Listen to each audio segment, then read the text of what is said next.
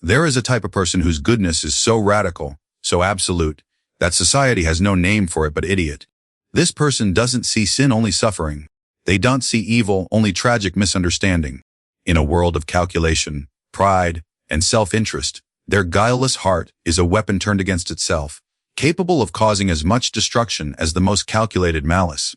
Fyodor Dostoevsky, that master surgeon of the human soul, decided to write a novel about such a person.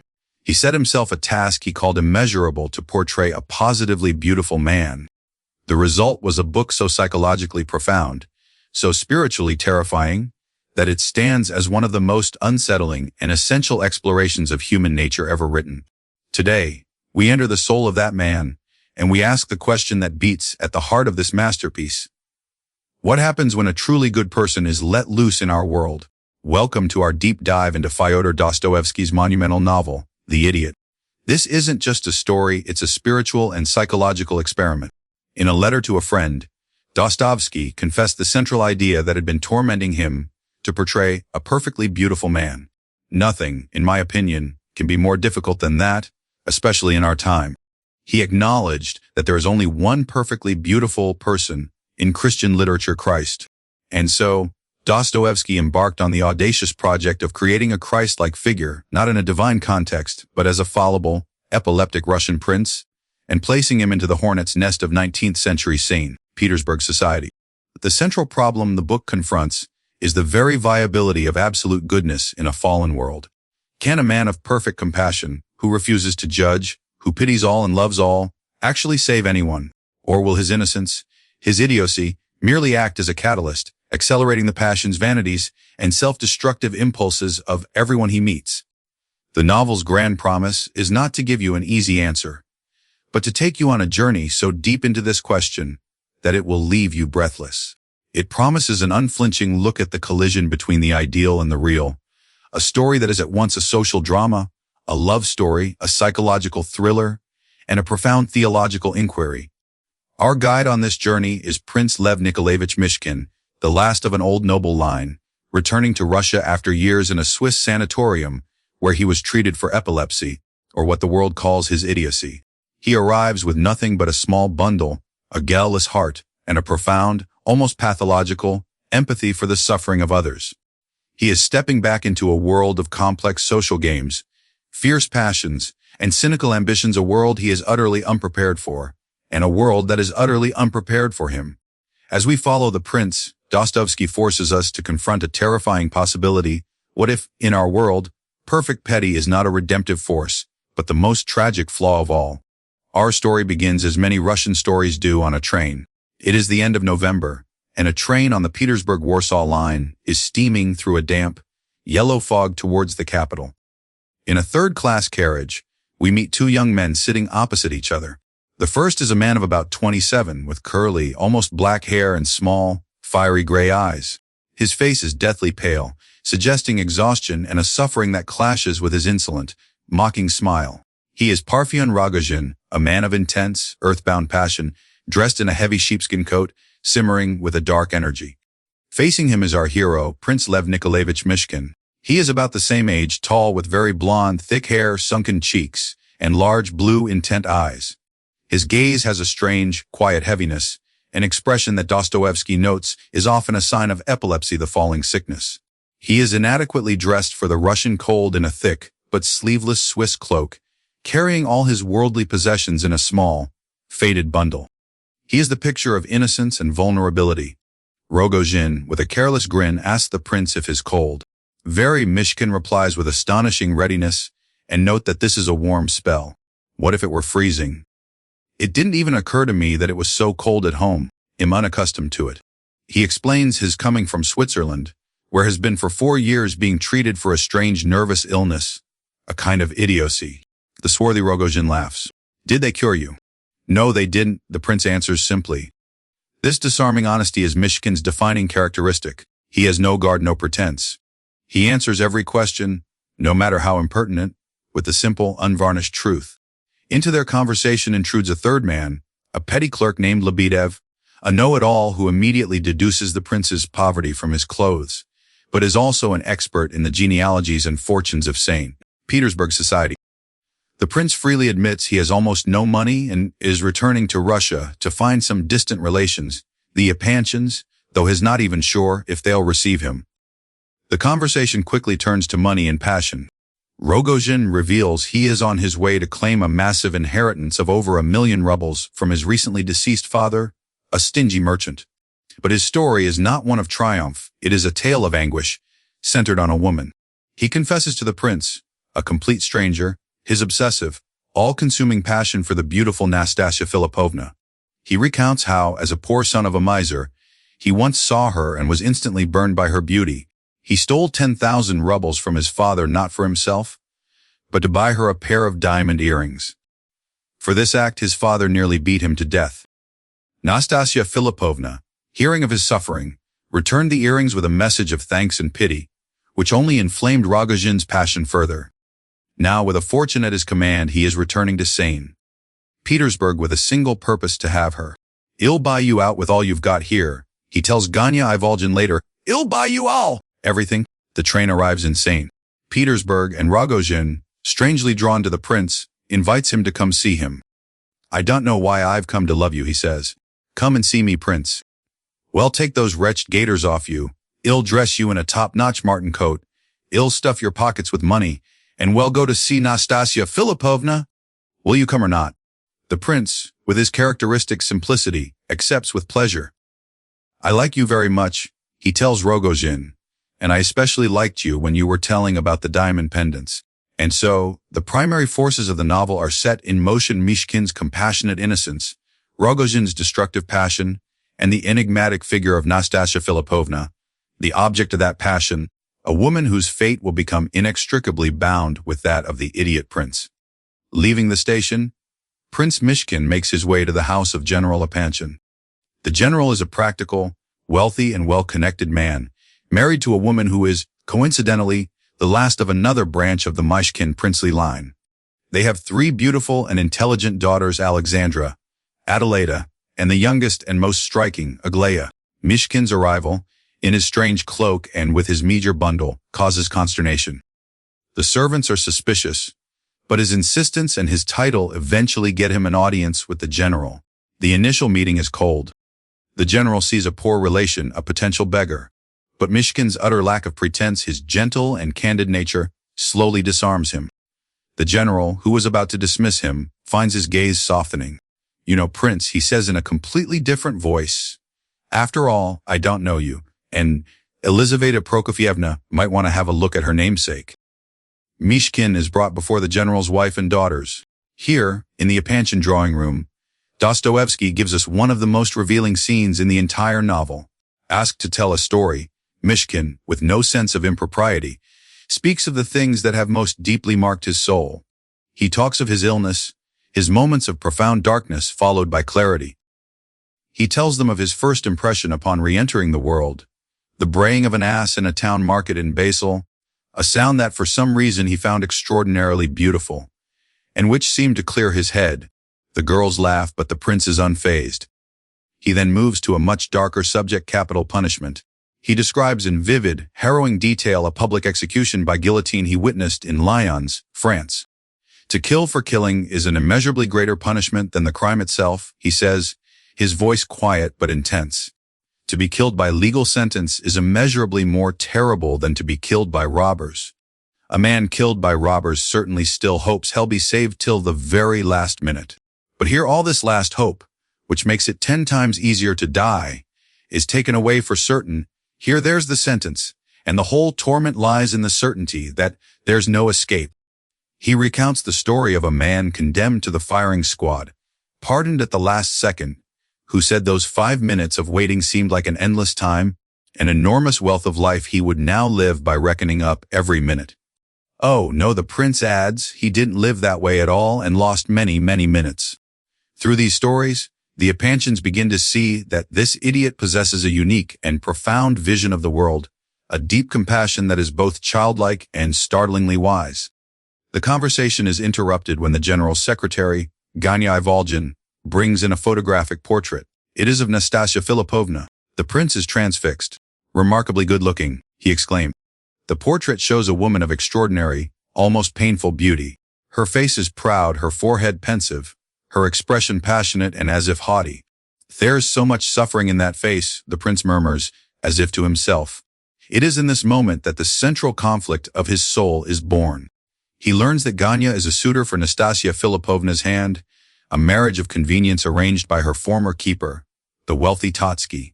He learns of Rogojin's obsessive rivalry, and he learns that this very evening is Nastasia Filipovna's 25th birthday party, where she is to announce her final decision.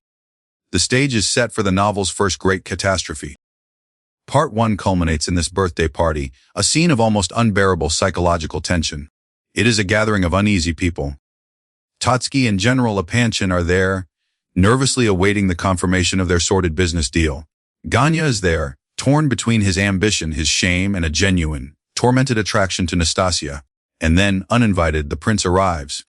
He walks in and his first words to Nastasia Filipovna, the woman he has only seen in a portrait, are "Everything in you is perfection." She, in a flight of capricious cruelty, proposes a parlor game. Each of the men must confess the worst thing he has ever done in his life. The game exposes the petty vanities and shames of the guests, culminating in Dostoevsky's polished and self-serving anecdote about a trivial social blunder, a story designed to conceal the true crime of his life, his seduction and ruin of the young Nastasia herself.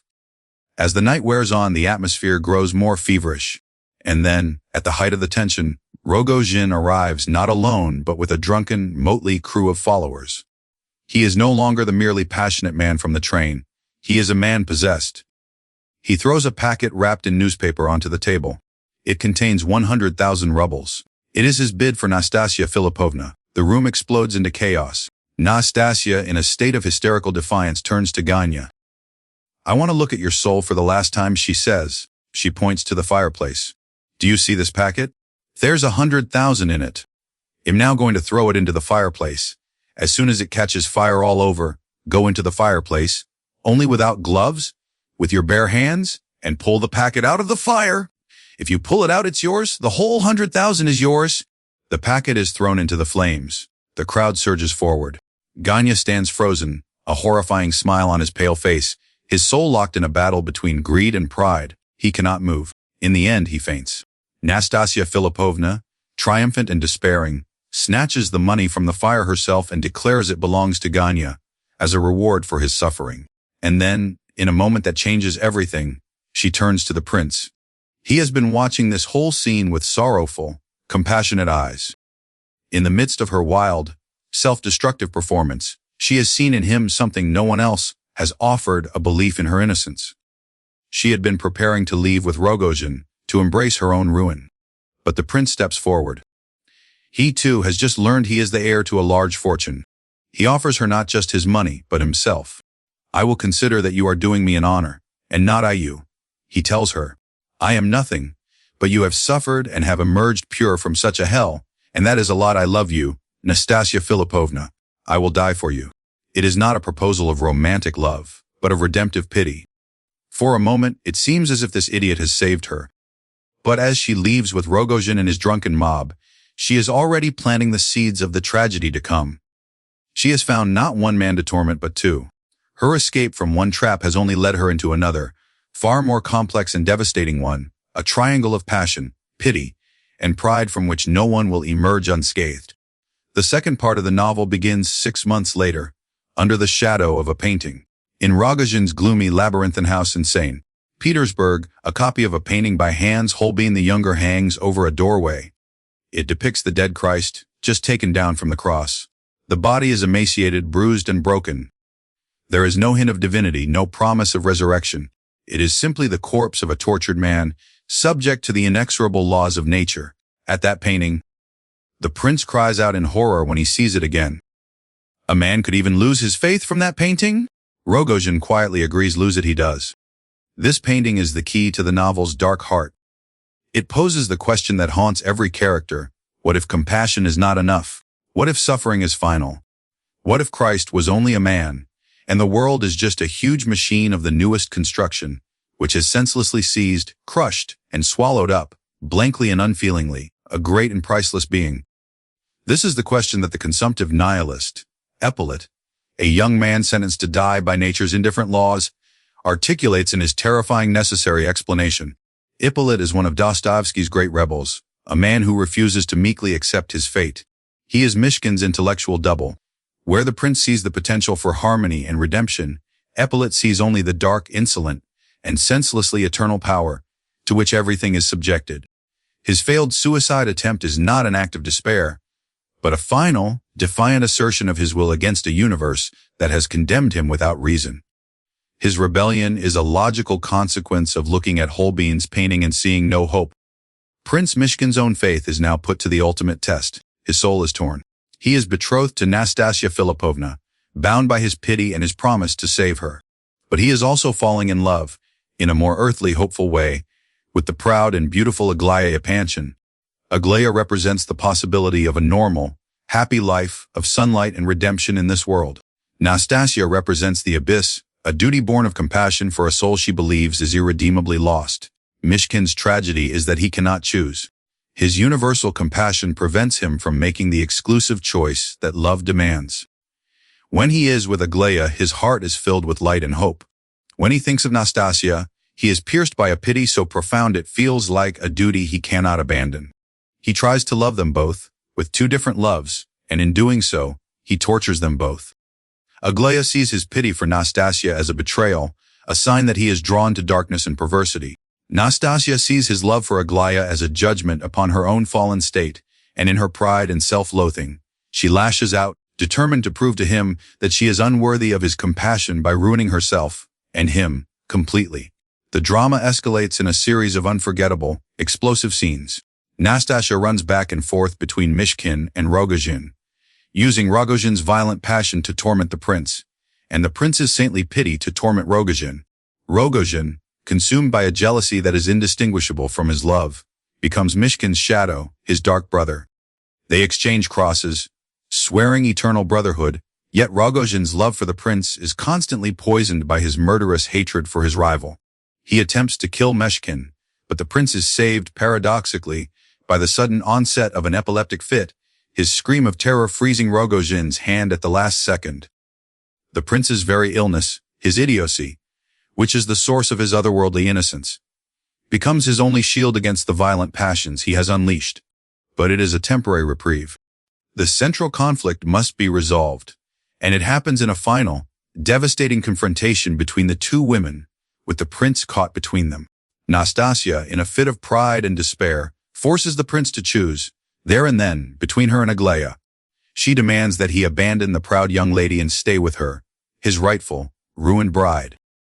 The prince, looking at her desperate, insane face, seeing a soul on the brink of utter destruction, cannot bring himself to abandon her. It's not possible. Shez, so, he cries. And in that moment of hesitation, Aglaya sees his choice.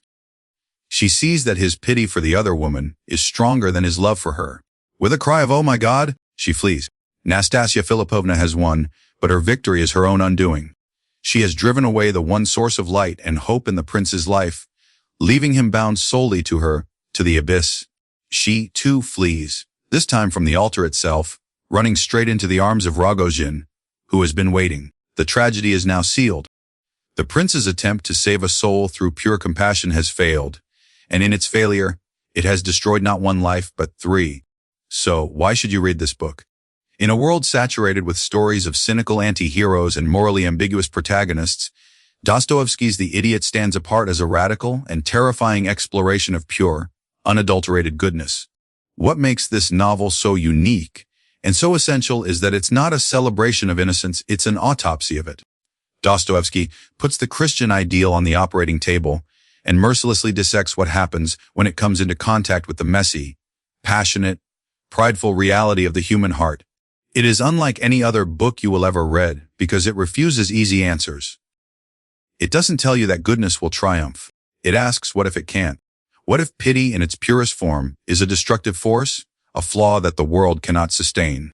This book is for the reader who is not afraid of the deep end. It is for anyone who has ever felt the painful gap between their own ideals and the world as it is. It is for the seeker, the philosopher, the psychologist, the person who understands that the most important questions don't have simple solutions. It's for the reader who wants to grapple with the ultimate problems of faith, Doubt, Love, and Suffering. Who is this book not for? It is not for the faint of heart.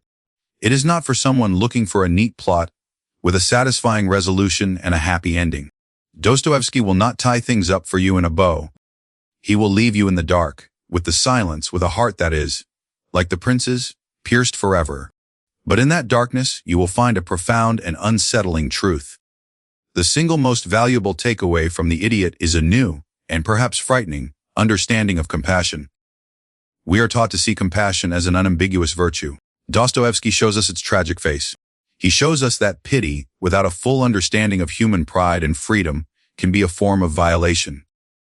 That loving someone not with love, but with pity can be the cruelest fate of all. The book will leave you with a question that will echo in your mind long after you've closed it. In a world that is not heaven, can an angel, a perfectly beautiful man, do anything but fall? We began by talking about the man whose goodness is so absolute, is called an idiot. We have followed his tragic journey, his collision with a world that cannot comprehend him. This summary has only given you a glimpse into the storm that is this novel. To truly feel the weight of Prince Mishkin's soul, to stand with him before the terrifying portrait of the dead Christ, to experience the full, heart-stopping power of the novel's final, devastating pages, that is a journey you must take for yourself. This isn't just a story, it's an experience that will burrow into your mind and refuse to leave. It will change the way you think about goodness, about pity, and about the tragic, beautiful chaos of the human heart. The link to purchase your copy of Fyodor Dostoevsky's The Idiot, in the masterful translation by Richard Pevere and Larissa Volokonsky that we've used today, is in the description below. This is more than a book. It is an education in what it means to be human.